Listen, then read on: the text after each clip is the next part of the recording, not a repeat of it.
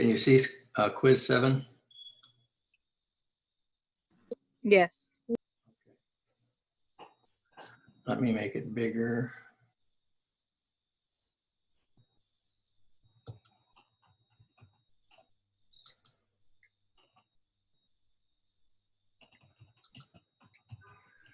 Hopefully you can read it. If you can't read it, tell me I can make it bigger yet.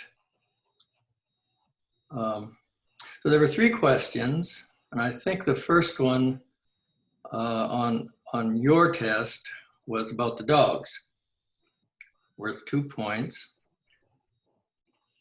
And I should say, to summarize, the average score for this quiz was 62%.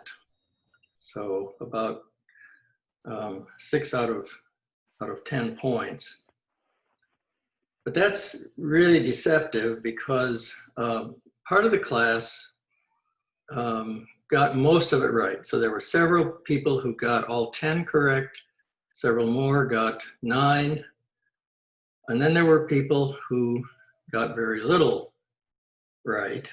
And I think this reflects directly on those of you who studied and knew how to do these Mendelian inheritance problems, and those of you who didn't. So I think it's the point to be made is that to get good grades on quizzes and tests, you need to study in advance. Okay, the question about dogs. There's a recessive trait called star disease, and there's a male dog who has it, and a female dog who does not have it, but she's heterozygous for it. What are the genotypes and phenotypes of puppies if these 2 dogs mate? So the first thing to do is look at the gametes that these 2 dogs would produce. So the male, who is XY, and he's also sick, he's XSD. It's my choice of term. You could use X star, something to indicate the mutation for disease. And then Y. Now the female has 2 X's and she's healthy. So only one of those X's has the mutation. So if you plot those out on a Punnett square, and you have the male at the top, female at the top, was XSD, the male on the side, XSDY, you get the genotypes and phenotypes, which is what the question asked. So a fourth of the puppies will be female XSD. Those will be healthy females. And a fourth will be XSD. Those will also be females, and they'll be sick. And among the males, half will be XY, normal males, half will be XSDY, sick males. So in the box here, I have the answer that I was looking for. If you had that or something reflecting that, representing that, I gave you credit for it, full credit. Then the next question was about fruit color in apples. And again, I think it was the easiest way to answer this, to make sure you got the right answers for this, since it's multiple choice, multiple answers, is to again do a Punnett square. So the apples are either green or pink, and it says that green is dominant. So green gets a big G symbol, pink gets little g. And since they're homozygous, the parental cross is big G times little g. The F1 will be all big G, little g, and the phenotype of the fruit would be green. And the F2 the gametes would be big G and little g, and you see in this kind of square here that 3/4 of them are green and 1/4 are pink. So if we look at the possible answers, the parental cross is represented by big G times little g. That's true. You can see it from the Punnett square. Second, the F1 generation is a mixture of green and pink fruit. Not true. They're all green. The next, the test cross is not relevant to this question. That's correct. Test cross has nothing to do with it. Next, there are 3 phenotypes in the F2, green, mottled, and pink. That's obviously wrong. The ratio of the F2 genotypes is 1 to 2 to 1. That's correct. The F1 genotype is big G, little g. That's wrong. It should be just big G, little g. The F2 generation represents a backcross. No, it's not a backcross. The F2 is the result of a self. The gametes produced by F1 apples have a genotype either big G or little g. Again, that's wrong. It's just big G or little g. And finally, the F2 genotypic ratio is 1 big G, 2 big G, little g's, 1 little g. That's correct. So there are 4 correct answers from this list. And again, some of you got them all right, and some of you were obviously guessing.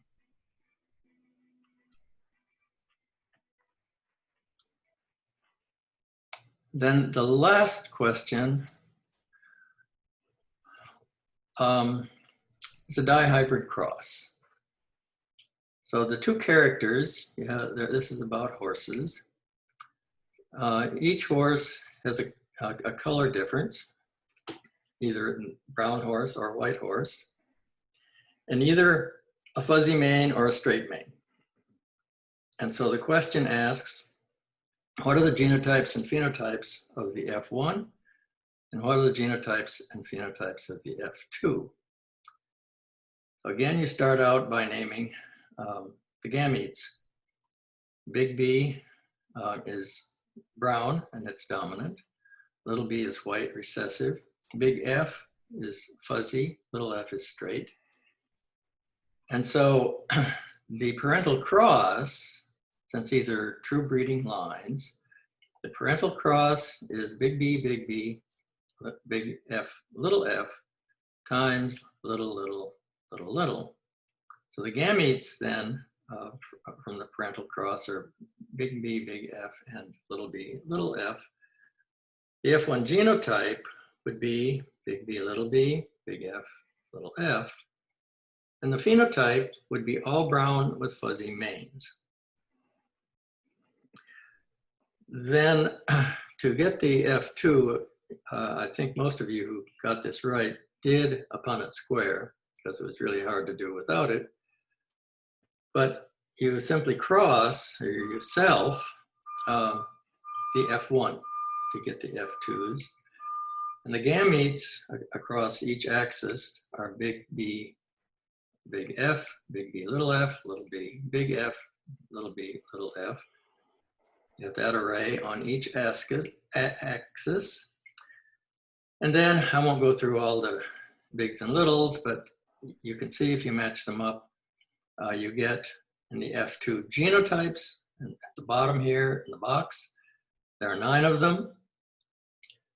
And some of you put in the ratios, which was fine, wasn't called for. And the phenotypes are 9 brown and fuzzy, 3 brown and straight, 3 white and fuzzy, and 1 white and straight. So anybody have any questions about that? I sent you this document so that you could check this against the answers that you gave.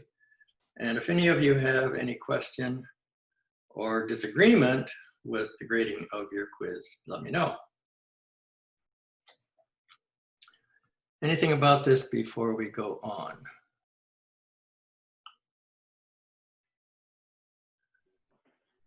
Okay, then I'll take it down.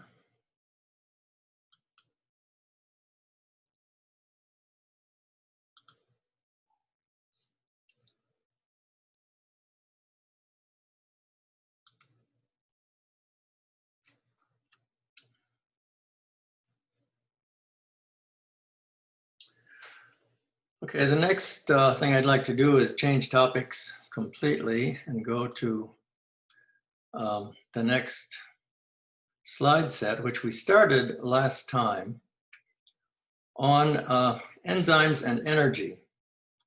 So first, I have to get that up for you.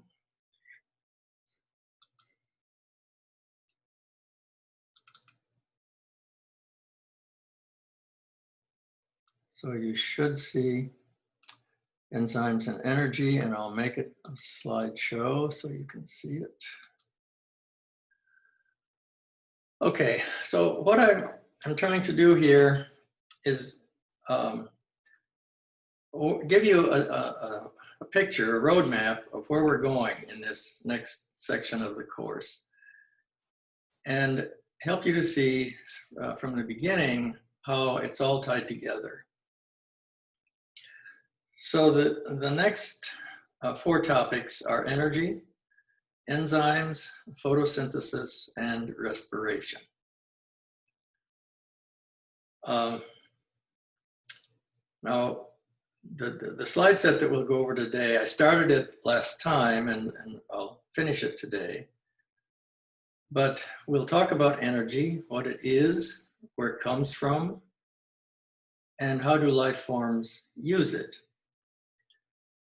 And they use it by means of enzymes. So we'll talk about enzymes, the structure and function of enzymes, their mechanism of action, and how enzyme activity is regulated, which is critical for the development of an organism.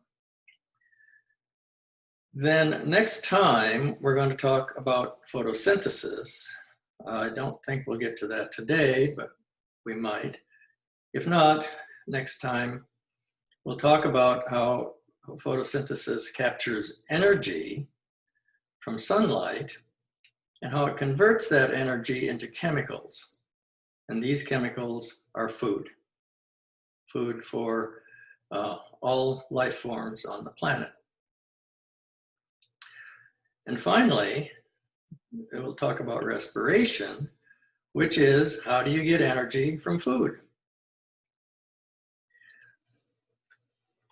So this is an overview of where I intend to go.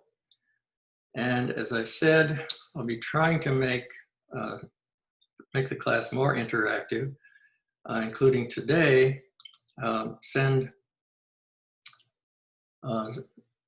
any questions that you have by chat. And I actually can't see chat. Where is it?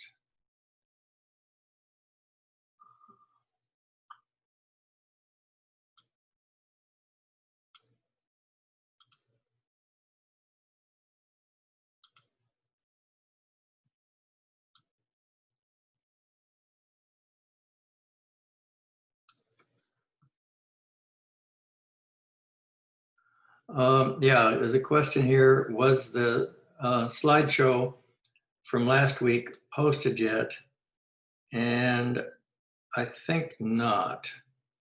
So I will do that.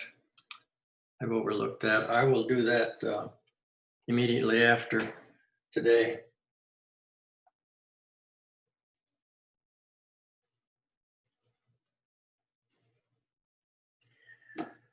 And I will also send you the URL for the recording of this lecture. Okay, I don't see anyone else asking a question.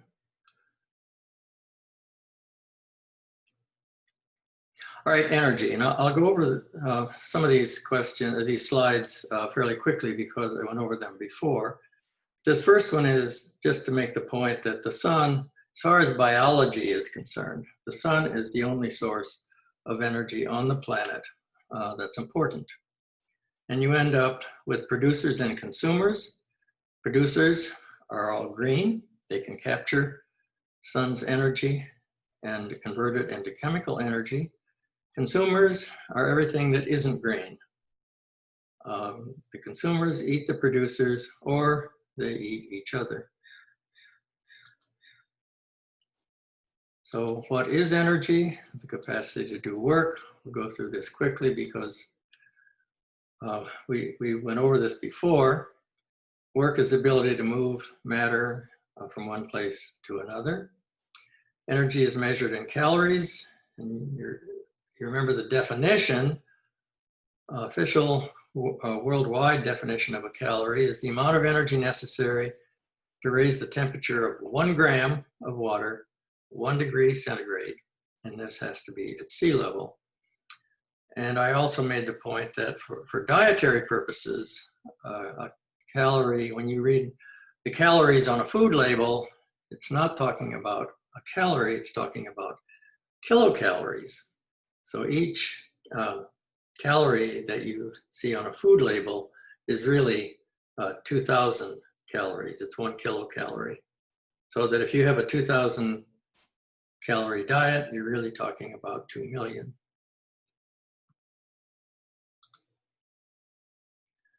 Then potential energy and kinetic energy, we'll get to that in a minute.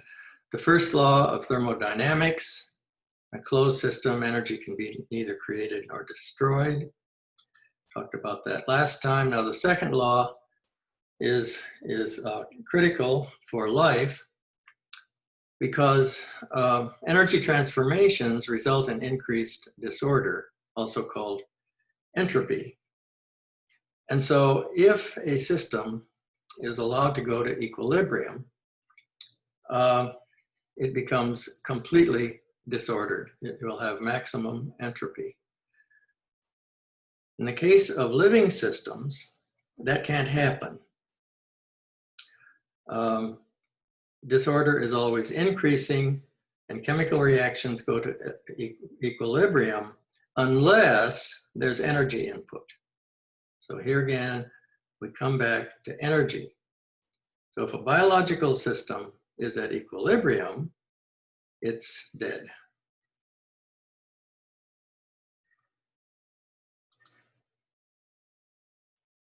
Why do cells need energy? Well, I just said why, because they die without it. They remain alive and healthy only because they have a constant input of energy. And it does have to be constant. It's chemical reactions within a cell that keep it from dying. Then we talked about electromagnetic radiation, which is a form of kinetic energy, active energy, consists of a spectrum. And the electromagnetic spectrum can be in either waves or particles. A wave and a particle are the same thing, which is a little hard to conceptualize, but a particle is called a photon, and it's a quantum of light, of electromagnetic radiation. Then we went over this, the complete electromagnetic spectrum from radio waves, which can be 100 miles long, to gamma rays, which are extremely short, extremely energetic. And the important point for us is that visible light is here in the middle, and it diffracts into various different colors. The colors that we can see, from red to blue. Plants, I'll talk about this a little later, plants can see red and blue. They can't see visible, or they can't see green. And so they reflect green light. And that's why all plants are green.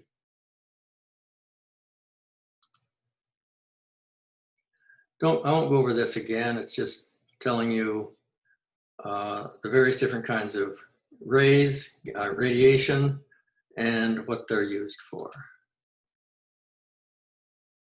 Now, how can we capture and make use of the energy in this electromagnetic spectrum? Photosynthesis. I'm not going to talk about the details of photosynthesis now, but rather just to point out that that's how energy for life is captured. It's a process performed by plants. It's capable of turning electromagnetic spectrum that we see as visible light into energy. And that brings us to metabolism.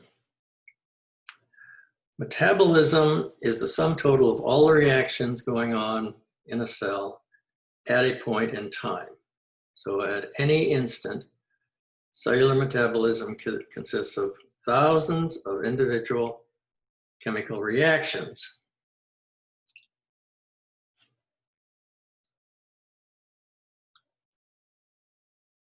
I don't see any other questions in chat, so I guess you don't have any. Please let me know if you do. And every reaction in a cell is mediated by an enzyme, and you'll see why in a minute. Enzymes are catalysts that speed up the reactions in a cell. Without enzymes, chemical reactions, if allowed to proceed on their own, without catalysis, without enzymes, it'd be way too slow to keep a cell alive.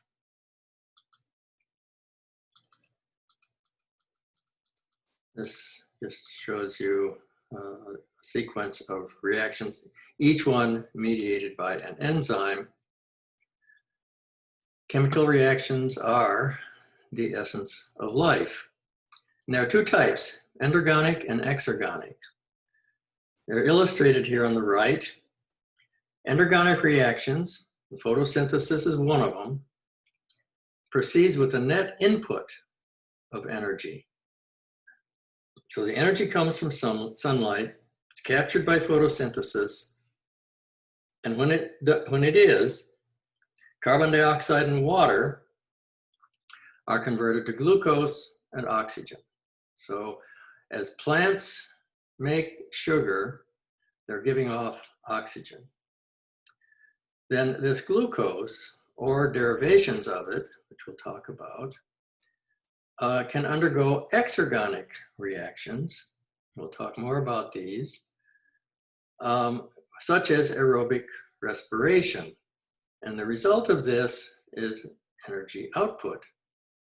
So energy output is respiration. Photosynthesis and respiration are two sides of the same coin.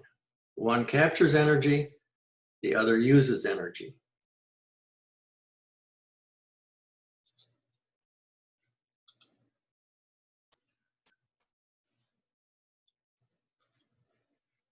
The point of this slide is to advise you what activation energy is and why it's important. So the definition of it, it's the minimum energy needed for a chemical reaction to occur. So chemical reactions can occur without enzymes, but if they do, the activation energy is high. So the top figure shows a man pushing a rock up a steep, tall hill. And the activation energy shown in the bracket here is large. But at the end, net energy is released. And this can happen, for example, with sucrose. You just put sucrose in solution. It will slowly split into its component molecules, glucose and fructose, but very slowly, and the energy required to do that, activation energy, is high. Now, if you introduce the enzyme sucrase, which is specific for sucrose, you get an enzymatic reaction resulting in the two molecules, the two products, glucose and fructose. And notice that now the activation energy in the very small bracket here, activation energy is small. However, the net energy is the same. So if you look at the net energy, the bottom diagram, the net energy at the top, they're the same. So the presence of an enzyme changes the activation energy, but not the net energy.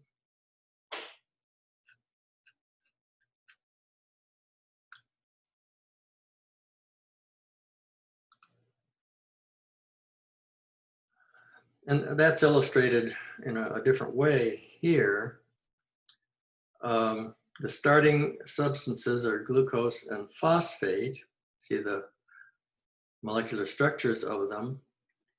And with an enzyme, or I should say without an enzyme, the activation energy is high to get this product, glucose 6-phosphate. With an enzyme, the activation energy is lowered.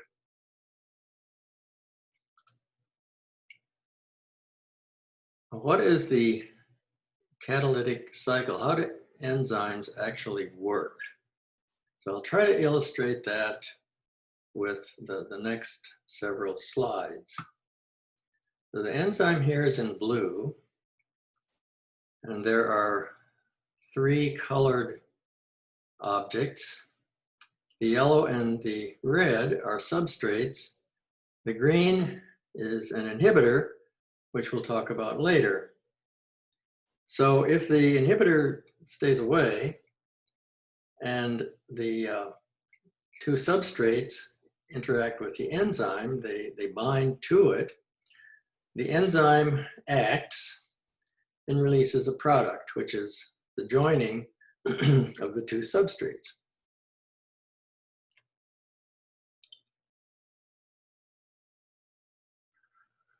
Okay, there's a question. What is a substrate?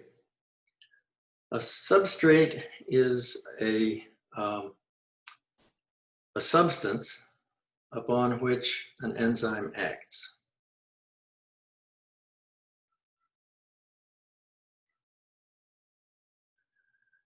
That's the definition of a substrate in the context of biology. In other fields, substrate, the word substrate can mean other things, but it's usually something that is acted upon. And it's a good question because it contrasts substrate with product. So substrate is the beginning of a reaction, and the product is the end.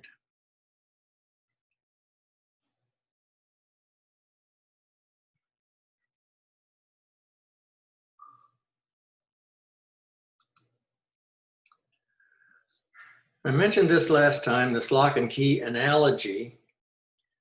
And at this point, I'd like you to remember protein structures. The protein structures, they're primary, they're secondary, they're tertiary, and they can be quaternary. And remember that the tertiary structure of a protein, of an enzyme, is held together by 4 different kinds of bond. And these bonds, if you recall, are hydrogen bonds, ionic, hydrophobic, and disulfide. And it's important to remember that 3 of these, the first 3, are relatively weak bonds, easily broken. Disulfide bonds are covalent and therefore much harder to break. And so the lock and key, you all know how locks and keys work. The key is the substrate, the lock is the enzyme, and they have to fit. They have to fit together. And it's the shape of the enzyme and the shape of the substrate that are critical. And that's why I'm pointing out the bonds that hold an enzyme together. It's very complex because the shape is what's critical. These bonds hold the enzyme in a particular shape, which is necessary for it to fit the substrate. And on the right here is just another illustration showing that if the substrate doesn't fit with the shape of the enzyme, there's no reaction.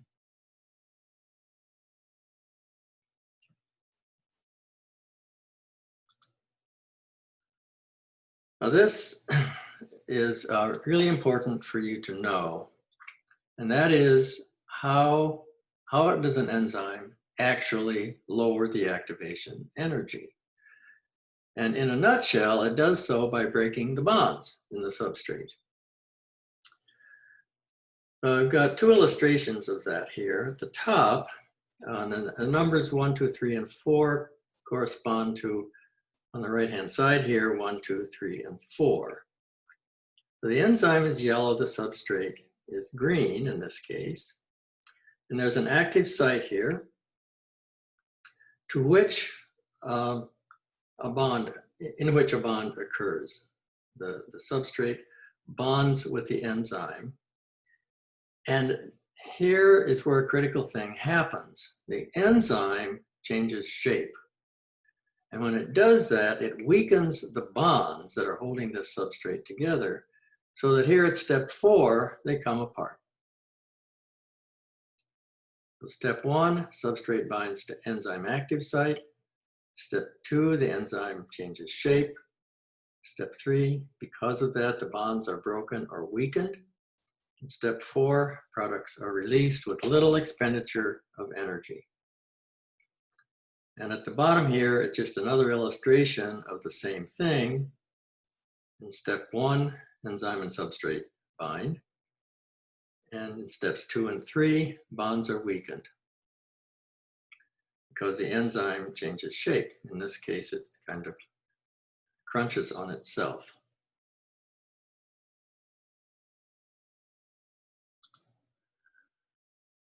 So again, this is to emphasize the point about shapes.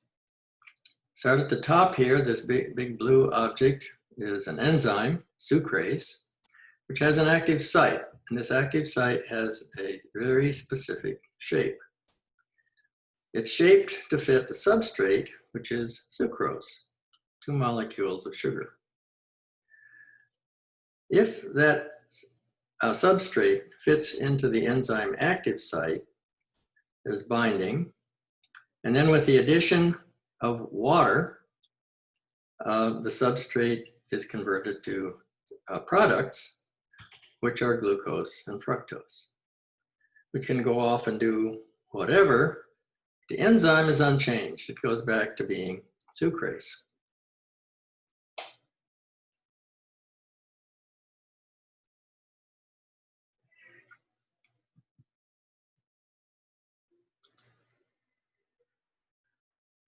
Enzyme reactions run at varying different rates. They can run fast, they can run slow, and in some cases, they may stop running altogether. So here you have an illustration with the concentration of substrate on the x-axis and the reaction rate on the y, and the enzyme as a constant. So if there is an enzyme there, the maximum rate is achieved quickly. There's always a maximum at which any enzyme reaction can occur. And without the enzyme, that maximum rate may ultimately be achieved, but it would take a very long time.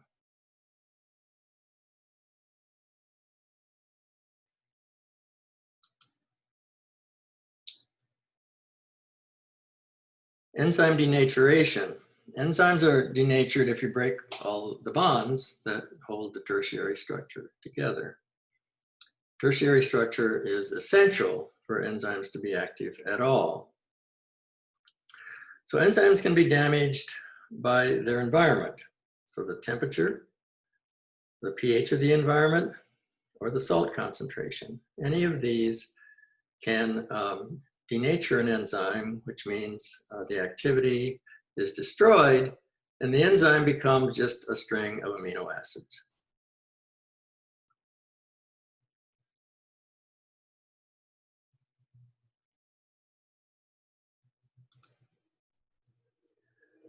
These graphs illustrate that. Enzymes are adapted to where they do their jobs. So at the top here, we have the effect of temperature on rate of reaction. The human body has a temperature of 37 degrees. Most enzymes in a human have an optimum, their optimum reaction rate, in other words, the fastest that they can go, happens at 37 degrees. So most human enzymes are adapted to the temperature of the human body. However, there are environments that have a different temperature. For example, thermal vents. And you remember when we talked about PCR, that it's absolutely dependent on this enzyme DNA Taq polymerase, which is thermotolerant. It does not denature, even at 95 degrees, which is almost boiling. It's not very active there, but it doesn't denature. And that's what's critical about Taq polymerase. The optimum temperature for Taq polymerase to convert substrate to product is about 75. So here's where at 75, it's running the fastest that it can. Below or above that temperature, it goes down. And on the bottom panel, we see the effect of pH. And again, it depends on where in the body an enzyme is as to what its pH environment is. So on the curve on the left is the stomach, which is very acid. It has a pH of about 2. There are enzymes that function in the stomach. For example, pepsin is a peptidase. It digests proteins, and it has a pH optimum of 2. It lives in the stomach. In contrast, we know that from when we looked at cystic fibrosis and the pancreas makes protein digesting enzymes. For example, trypsin. The pH of the duodenum, which is the small intestine right adjacent to the pancreas, pH there is between 6 and 7. And the pH optimum for trypsin is just slightly below 8. So I hope you all get the picture here that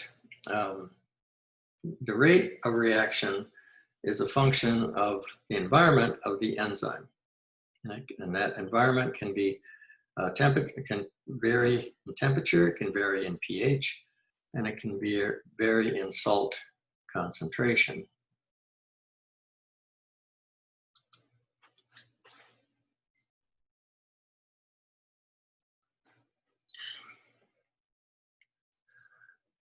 Enzymes almost never operate alone.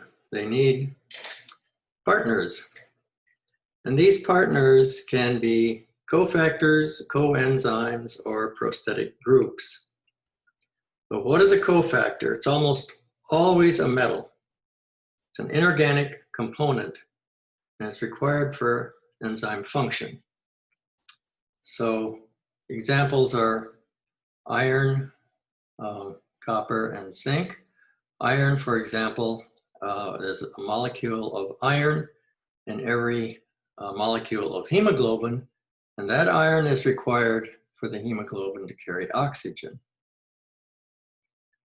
Then there are coenzymes. You can think of coenzymes as vitamins, and we'll look a little later at an example of a coenzyme that is a vitamin. And then there are prosthetic groups like heme, flavin, retinal, which is a vitamin. Heme, for example, it's a non-protein part of an enzyme. That means it's not made of a sequence of amino acids. What is the protein part of an enzyme? It's the part that's made of a sequence of amino acids.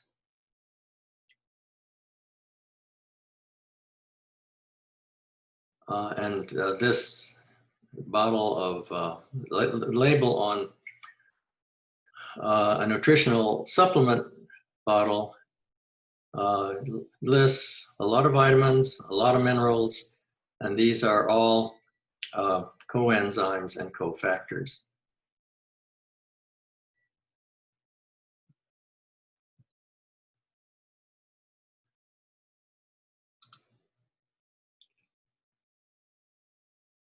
Professor, Yeah. the prosthetic groups are still vitamins though, right? The heme, the flav, and the retinol, those are still vitamins? Well, heme is not, for sure. Retinol is, or it can be converted to a vitamin. Flavin, I think, is not a vitamin. Not sure about that, but I don't think flavin is. Heme isn't. So prosthetic groups may or may not be vitamins. Coenzymes, I think, almost always are.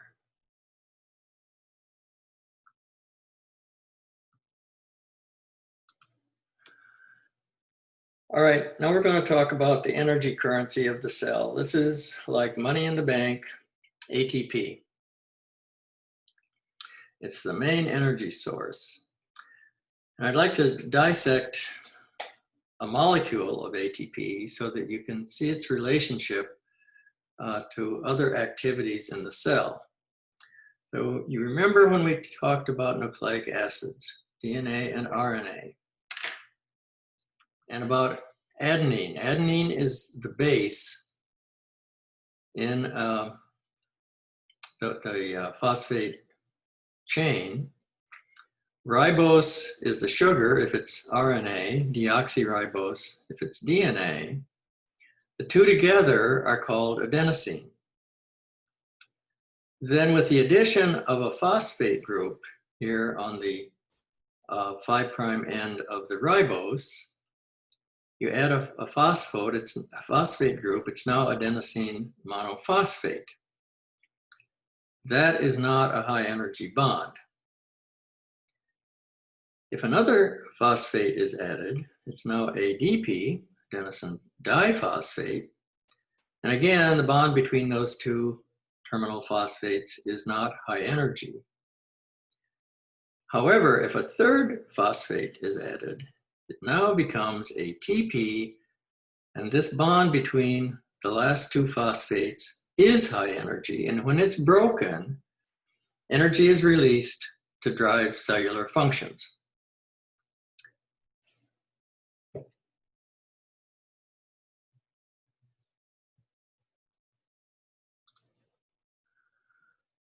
So ATP links endergonic and exergonic reactions.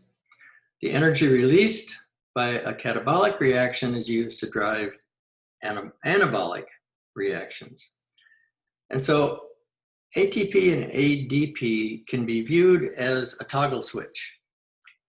It's constantly switching back and forth between the two. And every time ATP is made, it takes energy to do that. It's an endergonic reaction. And every time ATP is hydrolyzed, its energy comes out. It's an exergonic reaction. So think of energy interconversions as a toggle switch. It's going back and forth all the time as energy is being used by the cell.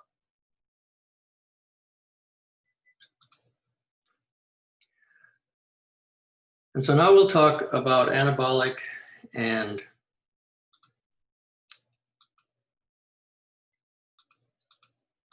catabolic pathways. Anabolic pathways, I like to think of them as building up, as opposed to catabolic, which I think of as tearing down. So anabolic pathways link together simple molecules to form complex molecules. Think of that as monomers being converted to polymers. Anabolic reactions store energy in the chemical bonds within the polymer, and the reactions are primarily endogonic. They require free energy from the environment in order to occur. So that's anabolic pathways. They build up. Catabolic pathways tear down. And again, anabolic pathways build up, and they build by using energy from ATP. Catabolic pathways tear down, and they release energy from ATP, from the hydrolysis of ATP, so that can be used to drive enzymatic reactions in the cell. So we break down polymers, complex molecules, to form monomers. Catabolic reactions release energy that is stored in the bonds of the polymers. And these reactions are primarily exergonic. They're spontaneous, and they release free energy.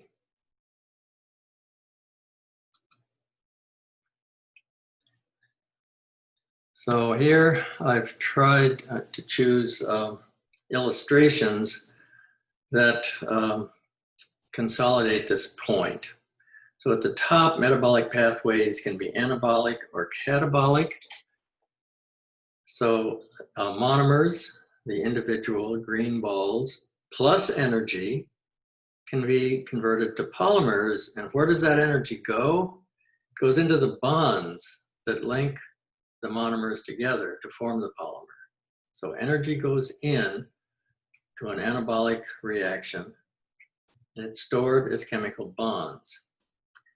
Catabolic reactions, these large molecules, polymers, are broken down into monomers, and when they do, the bonds that are broken release energy.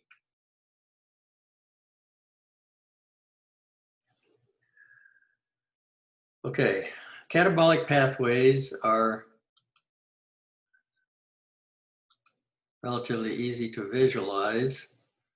You remember the four types of macromolecules that are important for life: proteins, polysaccharides, and lipids, and nucleic acids. In terms of providing energy for the cell, nucleic acids are not part of the picture. They are for genetic purposes only. However, the other polymers, proteins, polymers of amino acids, polysaccharides, complex sugars, and lipids, fatty molecules, they can be broken down to their component parts: amino acids, monosaccharides, and glycerol fatty acids. And these then can be converted to a common intermediate called acetyl-CoA. And that is a critical component of what's called the citric acid cycle, also known as the tricarboxylic acid cycle. And it's that cycle that yields ATP and gives off carbon dioxide. Now, these pathways can run backwards. The enzymatic reactions can go backward and are therefore anabolic. So fats can be generated from pyruvate, protein can be generated from pyruvate, and glycogen, which is a carbohydrate, complex carbohydrate, can be generated through glucose from pyruvate. So anabolic pathways take energy and make complex molecules. Catabolic pathways take complex molecules and derive energy from the bonds in them.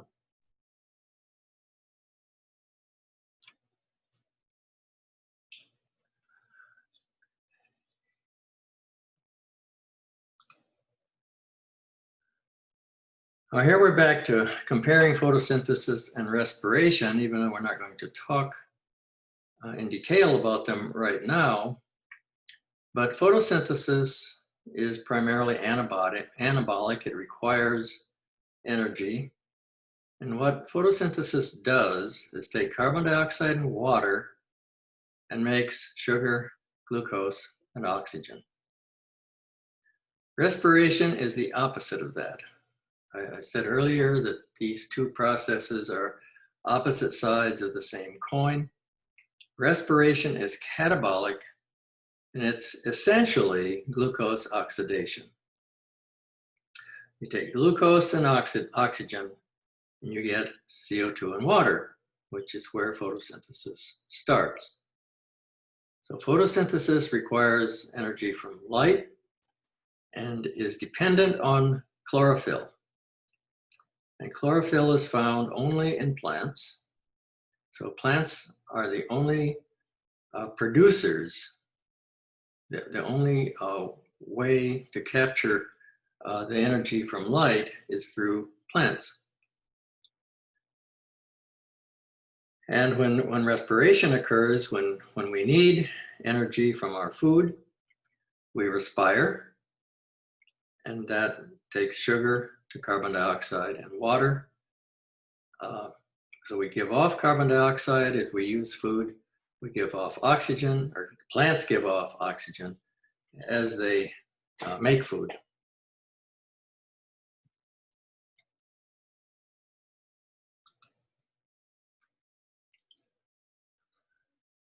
Now, enzyme activity, it has to be regulated. You can't have enzymes running full speed all the time. And enzymes can be inhibited either irreversibly, in other words, once they're inhibited, they're dead, or the inhibition can be reversible. And it's the latter that is the more common. These illustrations try to show you that. There's competitive inhibition and non-competitive inhibition. So here at the top, we have an enzyme in dark blue, and we have a competitive inhibitor, and you notice it's shaped similarly to the active site in the enzyme, but not identical. It's similar enough to fit. So it does fit. When the substrate comes along, it can't go there because the site is already occupied. So the activity of this enzyme is competitively inhibited by this small molecule.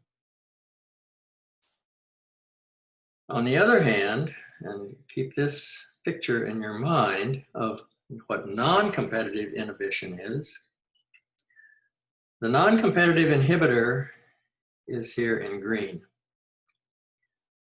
So it's not interested in the active site. It will fit into a different site. But when it does, look what happens to the active site. It closes up so that the substrate no longer fits. So this is non-competitive. The substrate and the inhibitor do not compete, but the effect, the end result is the same, that the substrate and enzyme cannot react and you get no product.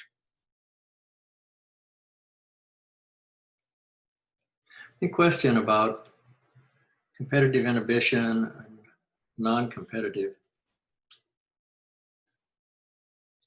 Okay.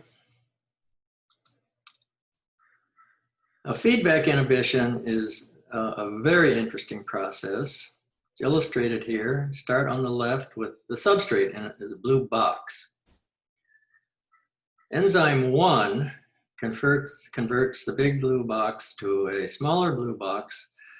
And then there's a whole series of enzymes which convert one type of box to another type of box until finally you get to the red box, which is the end product. Now, the critical thing here is that this red box, the end product, has a recognition site in enzyme 1, the first step of the pathway. So that if the concentration of this end product gets high in the cell, it starts to inhibit the first step in the pathway, and the accumulation of end product slows down. If, on the other hand, the cell is using up this end product at a rapid rate, then any end product that's inhibiting this enzyme is going to get used for another purpose, and this enzyme can run at full speed. And the pathway will run at full speed, and you'll get a lot of end product produced. So depending on the need determines how much end product is made, and that determines the speed at which the pathway runs. Is that clear? What feedback inhibition is? There's a question, is feedback inhibition also reversible? And yes, it is. It's eminently reversible because it's entirely a function of the concentration of the end product. So this enzyme, if there's a lot of end product, this enzyme is going to be inhibited. And it can be either, I think this would be non-competitive inhibition. So it's non-competitively inhibited because there's a lot of the end product.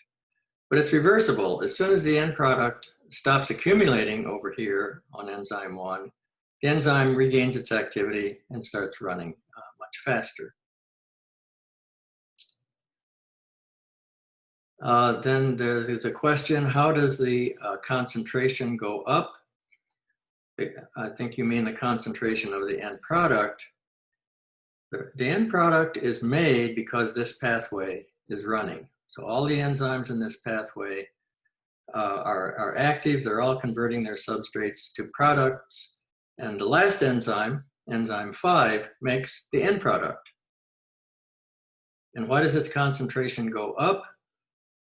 Because the need for it in the cell goes down. So if the cell doesn't need any more of this end product, it accumulates because this pathway continues to run, so the end product accumulates. But as it does, it inhibits the first step of the pathway. So it's a very clever mechanism for continuous regulation of what the cell needs.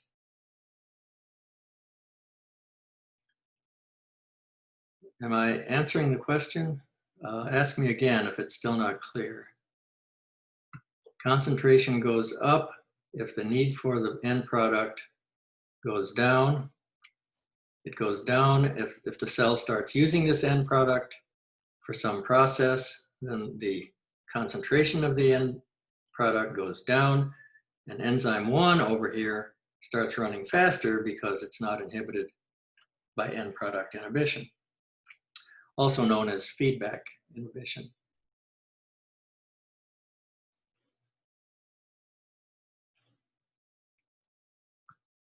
Okay, if that's clear to everyone.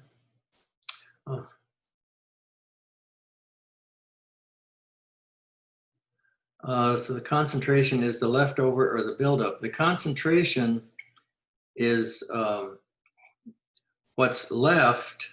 It's a balance. The concentration is a balance between the cell's need for this red box, this end product.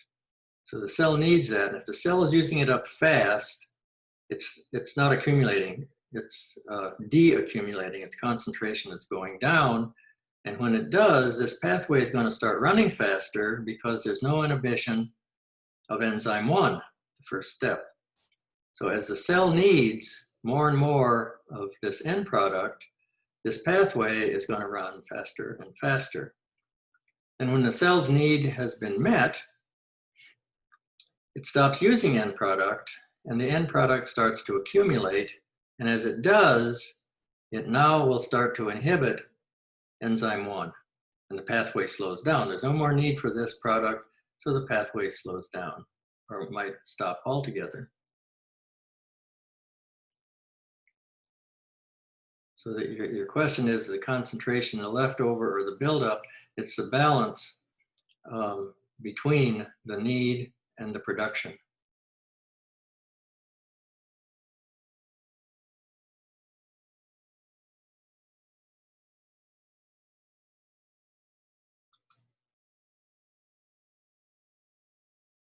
Okay, now we have to talk about redox reaction, because that is how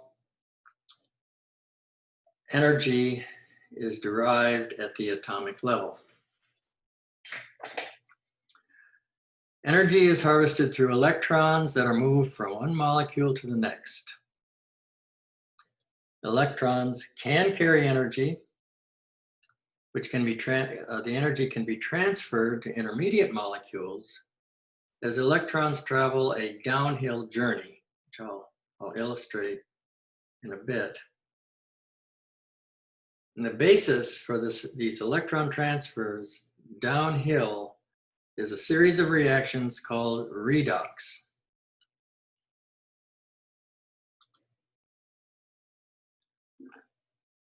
Some substances more strongly attract electrons than do others. A substance that loses one or more electrons is said to be oxidized. If it gains electrons, it's said to be reduced. Oxidation and reduction always occur in pairs. That's what's known as redox, a pair of reactions. And this is an illustration of it. On the left are two molecules, molecule A and molecule B. Molecule A has an extra electron. So its state is oxidized. If it transfers that electron to molecule B, now A is oxidized and B is reduced. Professor, Yeah? could we go over the last slide again? Uh-huh. This one? Yes. Okay. Okay. Some substances more strongly attract electrons than do others. And this differential attraction allows the electrons to move from one compound or molecule to another. So this is what allows this so-called downhill steps in energy transfer, which I'll talk about in a little bit. It's because some substances, some of these electron carriers attract electrons more strongly than others.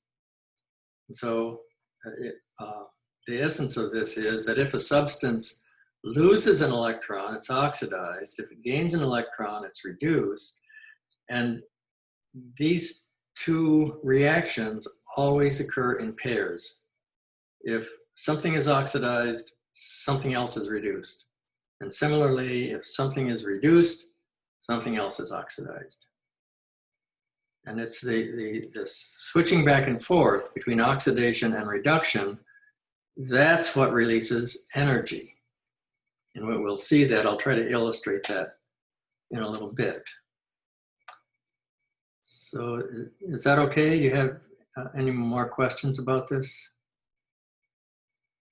The differential strength of attraction of electrons is necessary so that electrons can move from one molecule to another, and in so doing, release energy. So this is oxidation and reduction. Oxidation, an oxidized molecule can lose an electron and become, it's reduced. A is reduced because it has an extra electron. When it loses that, it becomes oxidized. B gains it, and B becomes reduced. And this is just showing the same thing, but with organic molecules. An organic molecule that has extra hydrogen atoms can transfer them to an electron carrier, in this case, NAD. I'll tell you what this is in a minute. NAD is a coenzyme. So remember that, an electron carrier. And when this transfer occurs, the organic molecule is now oxidized, and NAD is now reduced to NADH plus H plus, which is a proton, and that's where energy can be derived.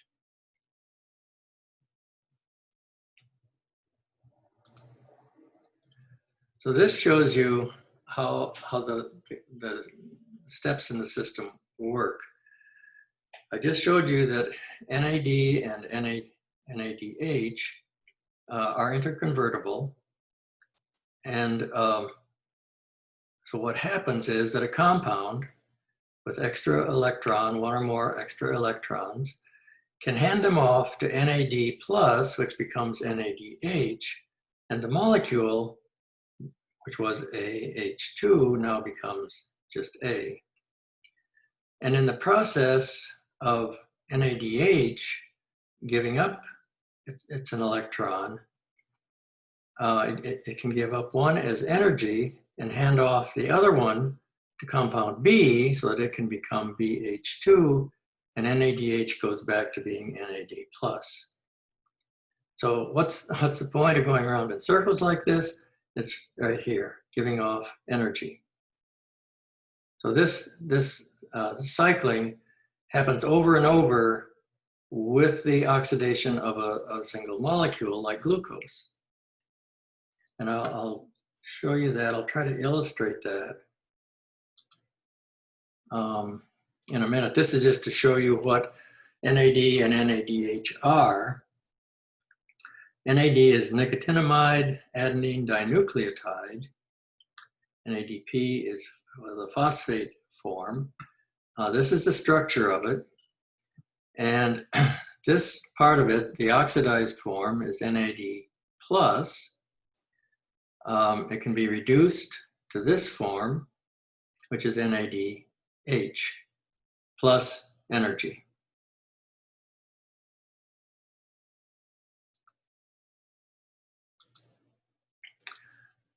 Now here's what I've been referring to going down the stairs. First of all, before considering that, look to the left. Why is all this complexity necessary? Well, it's because if you took oxygen and glucose and released, and you oxidized glucose all in one step, you'd have a huge, relatively huge release of energy, but it would be explosive and it could not be captured by cells. So you can go from glucose and oxygen to water and CO2 in one big step, release all the energy, and it's lost. So to deal with that problem, what biology has done is slow it down.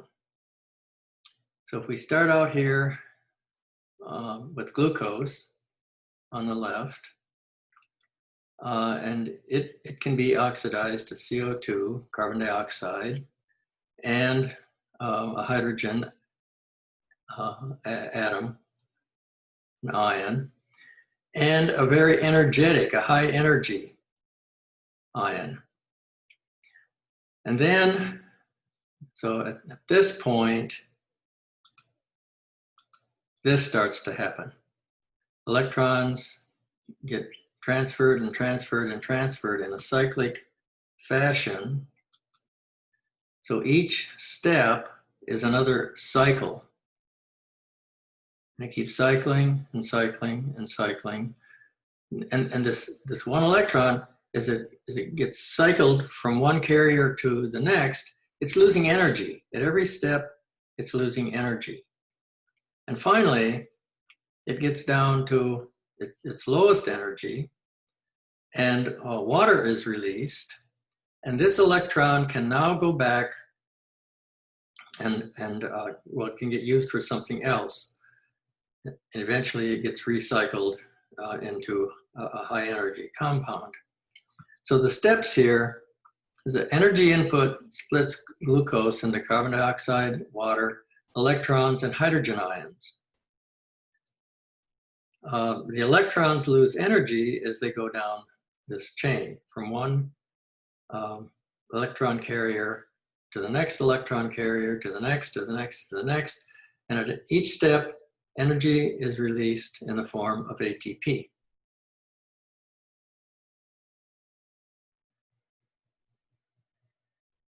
Okay, if it's not completely clear yet, maybe going ahead will help.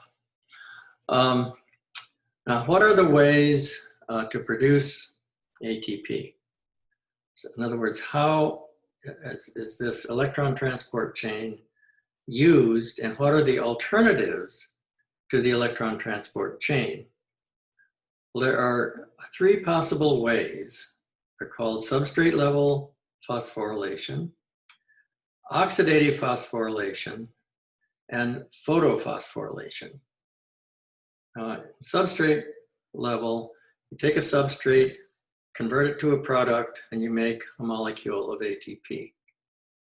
In oxidative phosphorylation, you have the electron transport chain functioning, and you can start with one molecule of glucose and end up with many molecules of ATP. So oxidative phosphorylation is much more efficient at generating energy than substrate level. Photophosphorylation is essentially the same thing as oxidative phosphorylation, in that an electron transport chain is needed, chemiosmosis is needed, and a lot of energy is released. The difference between photophosphorylation and oxidative is that the energy to drive photophosphorylation comes from sunlight. And sunlight is converted into chemical energy, which then provides the electrons for the electron transport chain.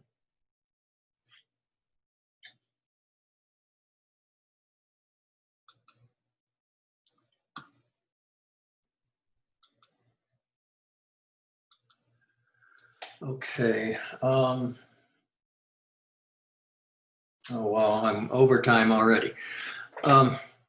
So this last slide is just to illustrate what was said on the previous slide, and you can take a look at this on your own. These are the three different ways to produce ATP. In the case of substrate level, you have a substrate here, phosphoenolpyruvate. There's an enzyme, pyruvate kinase, which converts this phosphorylated molecule, to non-phosphorylated. And where does the phosphate go? To ATP. And so for every molecule that starts out as substrate, you get one molecule of ATP. And we can go over this again next time, but oxidative phosphorylation, you start with a molecule of glucose, and it gets oxidized, and you start peeling off electrons. So by the time you get down here, you have 10 molecules of NADH, which is high energy, 2 molecules of another carrier, FADH. And along the way, the first step gives you 2 ATPs. The Krebs cycle, we'll talk about the Krebs cycle later. Krebs cycle gives you 2 ATPs. And then this electron transport chain, it's the gold mine. You get 34 ATPs from one molecule of glucose just by running this electron transport chain, releasing the energy slowly as electrons go bouncing downhill. So that you end up with 38 ATPs from one molecule of glucose. That's oxidative phosphorylation. Photophosphorylation is very similar, as I said. And electron transport chain requires chemiosmosis. And what is that?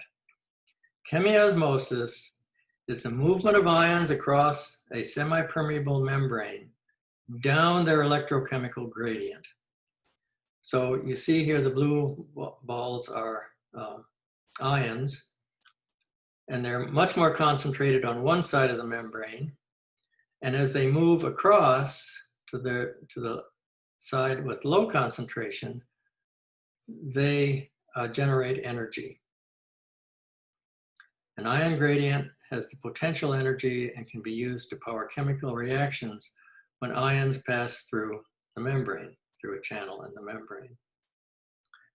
Okay, I've kept you over time, sorry. We'll get back to this, review some of this on Wednesday, and then move on to photosynthesis, the details of photosynthesis.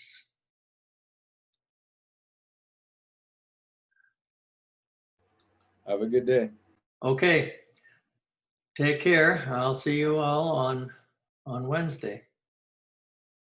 Thank you.